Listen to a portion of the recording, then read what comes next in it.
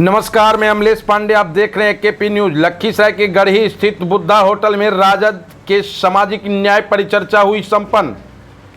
लखीसराय जिले के गढ़ी स्थित बुद्धा होटल में राजद के प्रायोजित कार्यक्रम सामाजिक न्याय पर परिचर्चा स्थापित की गई, जिसमें बक्सर के सांसद सुधाकर सिंह, पूर्व विधायक सतीश कुमार एवं कई राजद के नेता उपस्थित थे। मौके पर पूर्व राजद विधायक फूलेनाथ सिंह, राजद जिला अध्यक्ष कालीचरण दास, उपाध्यक्ष प्रेम सागर चौधरी, लखीसराय प्रखंड अध्यक्ष अनिल यादव, रामगढ़ चौक प्रखंड अध्यक्ष अनिल यादव, सुजगढ़ा विधानसभा से आए हुए पंचायत अध्यक्ष, प्रखंड अध्यक्ष एवं सक्रिय कार्यकर्ता उपस्थित थे। एक दिवसीय सामाजिक न्याय पर परिचर्चा स्थापित की गई, जिसमें सांसद सुधाकर सिंह के द्वारा जहां कार्यकर्ताओं को बूथ स्तर से लेकर प्रखंड एवं जिला स्तर तक के कार्य की रणनीति बताई गई, वहीं सोशल मीडिया के जरिए अपने पार्टी के मैसेज को आगे बढ़ाने की जानकारी दी गई। सतीश कुमार भी नीतीश कुमार पर खूब बरसे। इन सभी कार्यक्रम का संचालन उपाध्यक्ष प्रेम सागर चौधरी के द्वारा किया गया। उन्होंने स्पष्ट तौर पर बताया कि इतनी गर्मी में इतनी काफी संख्या में कार्यकर्ताओं ने परिचर्चा में भाग लिया है, इसके लिए मैं सभी को आभार व्यक्त करता हूं। साथ ही साथ बधाई और शुभकामना इस बात का देता हूं कि आज पार्टी के गुणवत्तापूर्ण विषय के बारे में आम जनों तक चर्चा करने की जानकारी जो दी गई है, जिसका सौभाग्य उन तमाम कार्यकर्ताओं को प्राप्त हुआ जो आज यहां बैठक में भाग लिए हैं।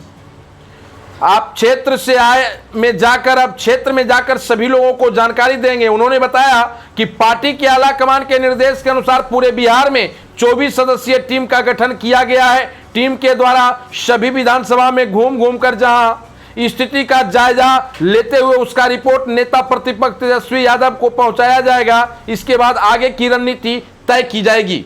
आज के पूरे कार्यक्रम का संचालन उपाध्यक्ष प्रेम सागर चौधरी ने किया और आज के गतिविधि एवं वहां सुजगढ़ा विधानसभा से आए हुए तमाम नेता कार्यकर्ता की उपस्थिति से यह बात तो साबित हो गया है कि सुजगढ़ा विधानसभा से आरजेडी के प्रबल दावेदार उम्मीदवार प्रेम सागर चौधरी हैं। सुनिए इस संबंध में क्या कह रहे हैं सांसद सुधाकर सिंह। आज़ादी की लड़ाई के महानायकों ने तय किया था कि आज़ाद भारत में हम जो सत्ता हासिल करेंगे, जो लोकतांत्रिक व्यवस्था अपनाएंगे, उसमें सामाजिक और आर्थिक न्याय की गारंटी देंगे। आप लगातार देख रहे हैं कि जो डबल इंजन की सरकार जो देश में और बिहार में है, लगातार गरीब विरोधी, समाज विरोधी लोग कार्य में संलग्न हैं। लोग धर्म के आधार पर राजनीति कर करके देश को विभाजित कर रहे हैं। लोग बिहार को विभाजित करने का भी आगे इन लोग का षड्यंत्र है। जिस मंसूबे को नाकामयाब करने के लिए बिहार के सभी विधानसभाओं में राष्ट्रीय जनता दल के सभी प्रमुख साथी भ्रमण कर रहे हैं और निश्चित तौर पर आने वाले चुनाव में इसका प्रभाव आप देखेंगे। सर, बिहार के उप मुख्यमंत्री लखीसराय के क्षेत्र विधायक का कहना है कि आरजेडी जंगल राज की पार्टी है, वो कभी समाज में सामाजिक न्याय नहीं ला सकती। उनके स्मृति दोष का मैं ज़्यादा दोष नहीं देना चाहता। जिनको यही मालूम नहीं कि बिहार में जो शहीद हुए हमारे साथी हैं, जो पाकिस्तान भारत मुकाबले में शहीद हो गए हैं, जिनकी डेड बॉडी जब बिहार आती है, यही वो लोग हैं जो एयरपोर्ट पे सम्मान देने नहीं जाते हैं, उनके घर में भी नहीं जाते हैं। ऐसे लोगों के बारे में क्या ज़्यादा बोलना है। सर, आप कृषि मंत्री रह चुके हैं, काफ़ी अनुभव रहा है जब आप कृषि मंत्री थे, और अभी वर्तमान में लखीसराय के विधायक कृषि मंत्री हैं। क्या सर आप देखे होंगे इसी इलाके में मक्का अनुसंधान केंद्र है, और जब मक्का अनुसंधान केंद्र भारत सरकार बंद करके कर्नाटक ले जा रहा था, तो ये लखीसराय वाले नेताजी जो कृषि मंत्री हैं, उनकी बोलती बंद थी, कोई भी जबान नहीं खोला। इससे दुखद क्या होगा कि बिहार का कृषि मंत्री को बिहार के उन्हीं के इलाके में मक्का अनुसंधान केंद्र जा रहा था और ये लोग मौन साधे रहे। सर, लखीसराय में शिक्षा घोटाला में विधायक जी के रिश्तेदार आ रहे हैं, क्या सर? ये घोटालों के सरदार लोग हैं।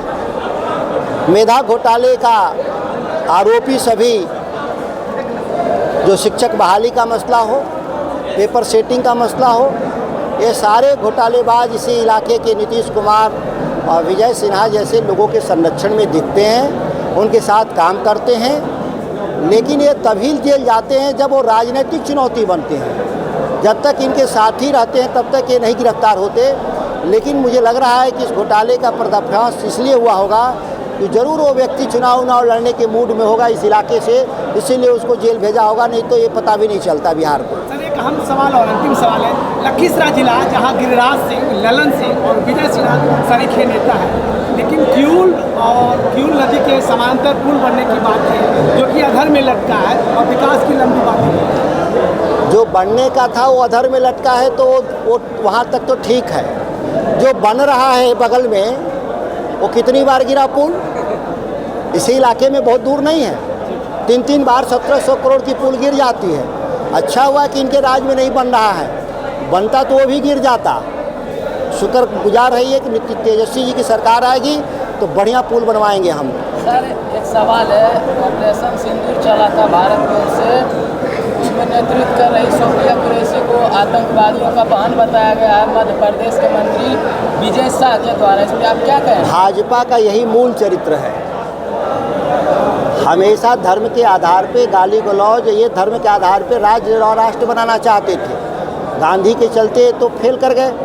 जो देश में गांधी की हत्या कर सकता है वो सोफिया कुरैशी को भी चरित्र हनन करने से इनको कोई रोक नहीं सकता।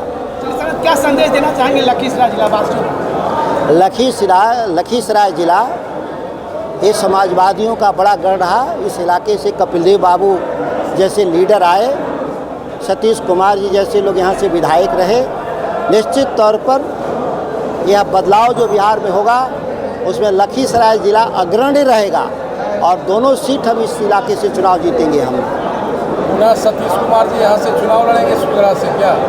यह निर्णय पार्टी तय करेगी कि कौन लड़ेगा नहीं लड़ेगा, लेकिन एक बात तय है कि हम जीतेंगे इस बार। सूर्यगढ़ा भी जीतेंगे और लखीसराय भी जीतेंगे। बहुत बहुत धन्यवाद। बिहार को विकसित राज्य बनाना है, बिहार को आगे बढ़ाना है। इसको लेकर पूरे बिहार में 243 विधानसभा पर सामाजिक न्याय परिचर्चा हो रही थी जो अंतिम दौर में है। आज सुजगढ़ा विधानसभा में ये कार्यक्रम चल रहा है, कल लखीसराय में ये कार्यक्रम हो चुका है।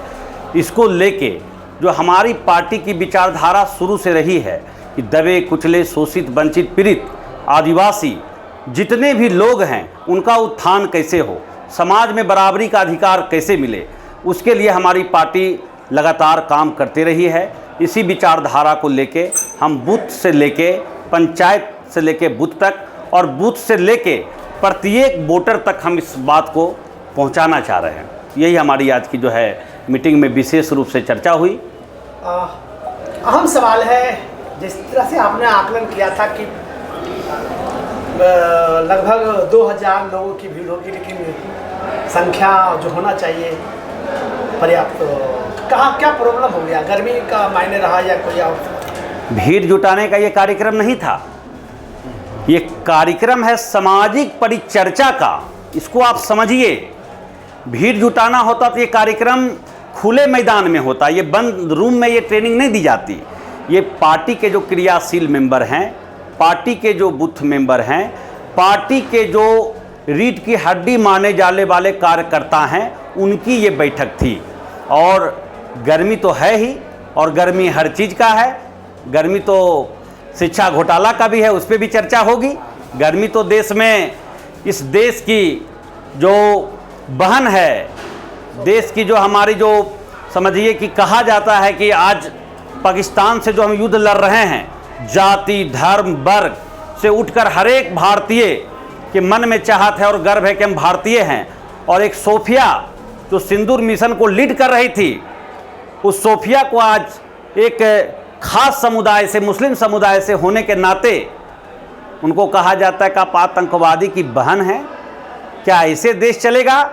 ये लोग क्या उनको अपमान करके देश का तिरंगा लेके अपने कंधों पर चलना चाहते हैं? क्या ये तिरंगा गांधी जी इसके लिए, आज़ादी के लिए लड़े थे? क्या भगत सिंह इसके लिए कुर्बानी दे दी? इसलिए ये सारे लोग जो हैं ये प्रोपगंडा फैलाकर देश को बांटने वाले लोग हैं। इसीलिए गर्मी इस बात की है देश में नौजवानों के अंदर जो एक खून में उबाल है कि हम इस तरीके से देश का अपमान, सेना का अपमान नहीं सहेंगे।